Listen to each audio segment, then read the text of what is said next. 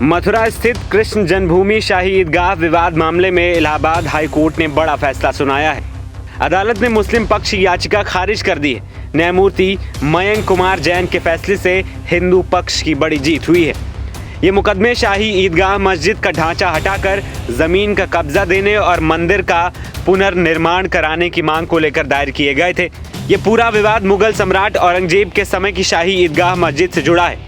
इसका निर्माण भगवान कृष्ण की जन्मस्थली पर बने मंदिर को कथित तौर पर ध्वस्त करने के बाद किया गया। बता दें कि मुस्लिम पक्ष ने श्री कृष्ण जन्मभूमि और शाही ईदगाह मस्जिद विवाद से जुड़ी याचिकाओं की पोषणीयता को हाईकोर्ट में चुनौती दी थी।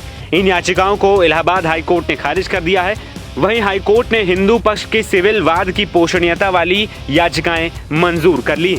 यानी हाईकोर्ट के फैसले से ही यह तय हो गया है कि मथुरा के मंदिर मस्जिद विवाद में हिंदू पक्ष की याचिकाएं सुनवाई योग्य हैं। हाईकोर्ट से मुस्लिम पक्ष की आपत्ति खारिज होने के बाद हिंदू पक्ष की याचिकाओं पर आगे सुनवाई होगी। यानी अयोध्या विवाद की तर्ज पर श्री कृष्ण जन्मभूमि विवाद की हाईकोर्ट में भी अब सुनवाई होगी। वहीं इस मामले पर हिंदू पक्ष के वकील विष्णु शंकर जैन ने क्या कुछ कहा, आइए आपको सुनाते हैं। बहुत महत्वपूर्ण फैसला है।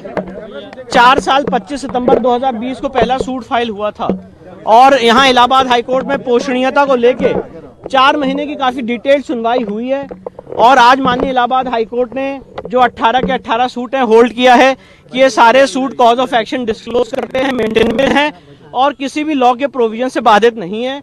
तो जो 7/11 की अग्नि परीक्षा थी वो हमने पार की है और अब इस केस में ट्रायल होगा।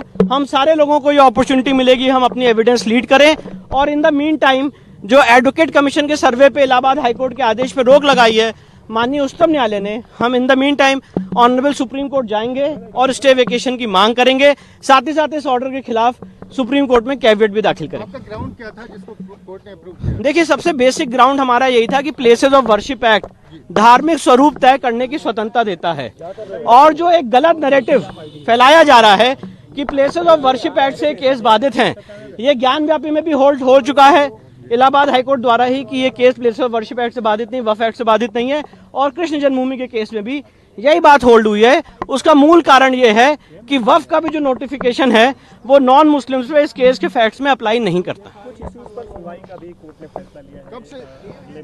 नहीं, ऐसा नहीं है कि कुछ इश्यूज पे सुनवाई, आज कोर्ट ने 7/11 की एप्लीकेशन खारिज की है और अब सुनवाई पे मामला लगाया है।